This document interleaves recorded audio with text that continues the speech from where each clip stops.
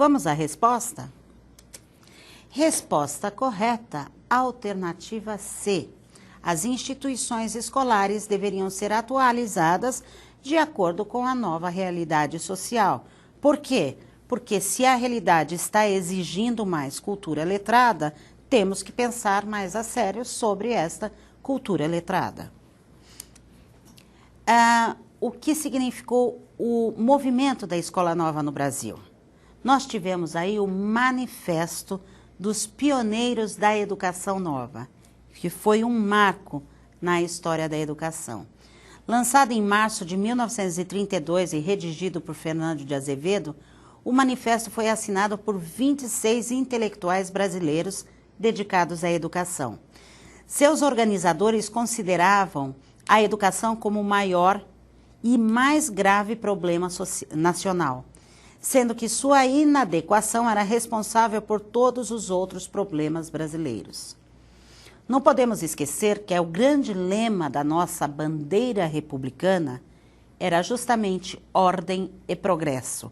Aliás, uma bandeira muito baseada no positivismo. Ora, nós acreditávamos que poderíamos alcançar o progresso a partir aí da educação. E como até então não havia uma seriedade em relação a isso, vivíamos um conflito muito grande e tínhamos que o quê? Começar, dar o primeiro passo, né? Rumo a essa tão almejada educação e progresso. A Revolução de 1930, que é esse período, foi um marco decisivo. Quando Getúlio Vargas entrou nesse governo provisório, assumiu aí a presidência em 13 de novembro de 1930, iniciando aí o que nós chamamos de Segunda República ou República Nova. O governo ele está muito ligado e preocupado com a questão educacional no Brasil. E aí ele sanciona 3 decretos que são importantíssimos para os rumos da educação nacional. Criação do Conselho Nacional da Educação, instituição do Estatuto das Universidades Brasileiras, isso vai ser importantíssimo, normas que dispunham sobre a organização da universidade no Rio de Janeiro. Ao perceberem essa disposição do Getúlio Vargas no que se refere ao processo educativo, educadores brasileiros pressionaram para que as reformas não ficassem alheias a quê? Ao ensino popular. Convocaram uma conferência para que o presidente definisse uma política aí para o setor. Nesse sentido, Getúlio, que estava muito interessado no desenvolvimento, principalmente industrial aqui no Brasil, ele acaba sendo muito receptivo e convoca os educadores a encontrarem aí uma fórmula, né, para a gente trabalhar a educação a partir de então. Comprometendo-se a adotar essa fórmula na obra de reconstrução do Brasil. Está nascendo aí o que nós chamamos de Manifesto dos Pioneiros da Escola Nova. Esses educadores tomaram essa iniciativa, elaboraram um documento e falaram da real necessidade educacional e como tinha que ser essa política educacional no Brasil a partir de então. Na redação houve alguns desentendimentos, por quê? Porque ali nós estávamos defendendo uma educação laica e muitos integrantes religiosos começaram a ir contra o próprio documento, né, que fundamentava, inclusive, esse manifesto. A escola deveria ser única, ou seja, a mesma para todos, tanto elite quanto o popular deveria ter acesso ao mesmo tipo de educação. O ensino deveria ser leigo, ou seja, distante do aspecto religioso e deveria ser obrigatório. A educação, nesse sentido, era um direito de todos e, por isso, o Estado deveria garantir escola de qualidade, pública e gratuita. Gente, é a primeira vez na história do Brasil que nós estamos falando da importância da educação e politicamente estamos exigindo que essa educação realmente aconteça. Então, o Manifesto dos Pioneiros primava pela relação entre diferentes níveis de educação. Nesses níveis, o desenvolvimento psicobiológico dos alunos, assim como a relação entre escola, trabalho e vida, entre teoria e prática, em favor aí do tão almejado progresso. Após esse período, um marco da nossa educação no Brasil e uma pessoa conhecida internacionalmente, pois nós não exportamos só carnaval e futebol, nós exportamos também educação. E este é o nome da educação no Brasil, que foi importantíssimo: Paulo Freire. Paulo Freire escreveu várias obras, entre elas A Pedagogia do Oprimido, onde ele faz uma abordagem dialética marxista da realidade. Ou seja, nós temos na sociedade opressores e oprimidos. Mas temos o quê? Que ter claro que parte nós fazemos dessa divisão. Porque se você sabe que você é oprimido, você vai o quê? Lutar para que isso mais não ocorra e que ocorra aí uma sociedade mais justa. Então, Paulo Freire trabalha muito esta diferenciação. Como é que eu posso reconhecer a minha identidade de oprimido e lutar? Através da educação. A educação, ela entra como prática de liberdade.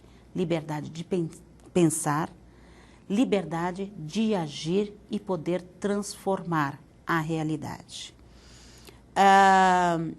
Então, a pedagogia do oprimido, os determinantes se encontram o quê? Em fatores econômicos, políticos e sociais. Refere-se a dois tipos de pedagogia: a dos dominantes e a do oprimido. Dominantes e dominados, opressores e oprimidos. A pedagogia dos dominantes, a educação existe como prática de dominação, e a pedagogia do oprimido surge como prática de liberdade. Porque a partir desta, o conhecimento, ele garante o quê? A possibilidade de liberdade. Por que garante?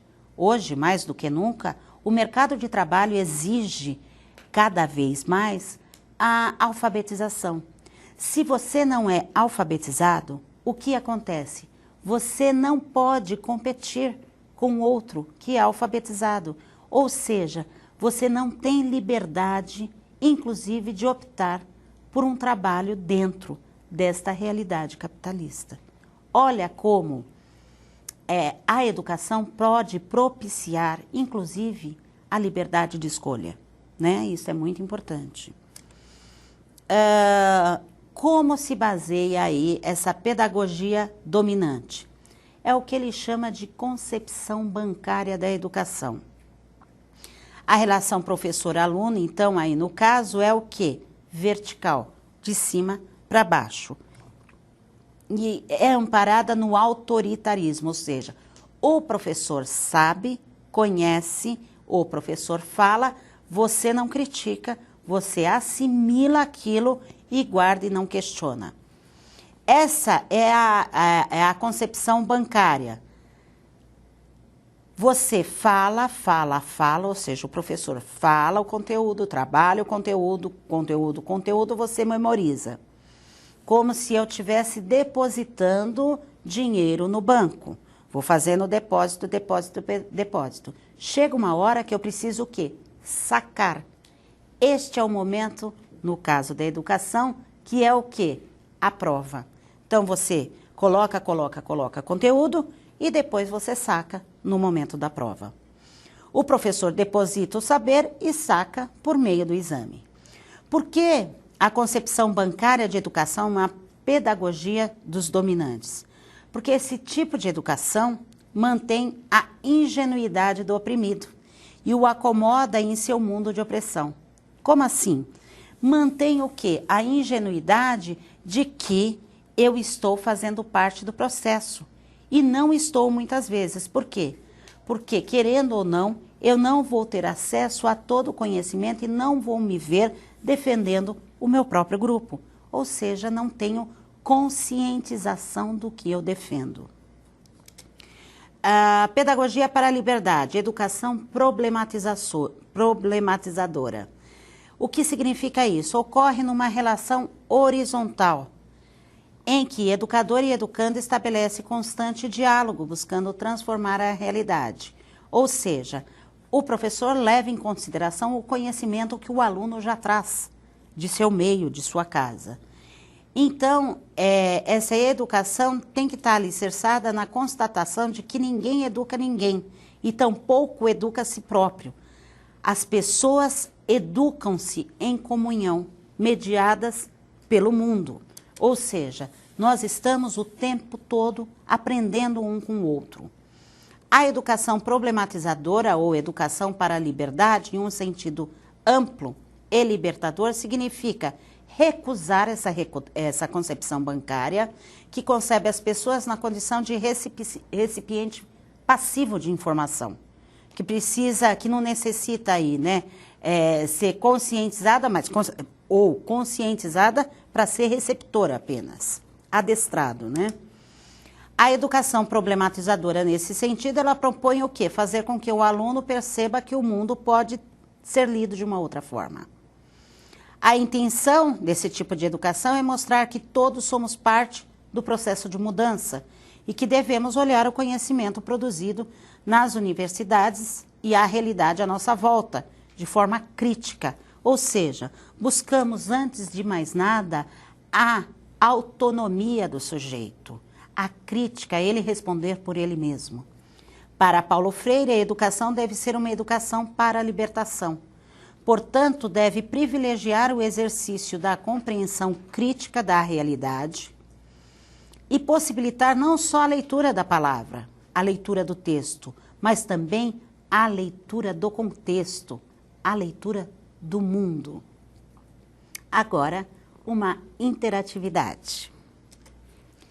Assinale a alternativa correta com relação ao entendimento de educação para a liberdade de Paulo Freire.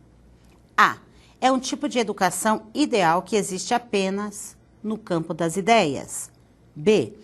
É uma educação revolucionária que deve ser utilizada por países em guerra. C. É uma educação revolucionária que deve ser usada por países que estão sob o comando de tiranos ou ditadores. D. É um tipo de educação para a paz que deve ser usada no mundo todo. E E. É uma educação que deve privilegiar o exercício da compreensão crítica da realidade e possibilitar não só a leitura da palavra, mas também a leitura do contexto e do mundo. Vamos à resposta? A resposta correta é a alternativa E. É uma educação que deve privilegiar o exercício da compreensão crítica da realidade e possibilitar não só a leitura da palavra, mas também a leitura do contexto e do mundo. Ou seja, é um tipo de educação que busca aí a conscientização e que acredita que a educação pode ser uma ferramenta para a transformação. Espero que a aula tenha sido proveitosa. Até a próxima!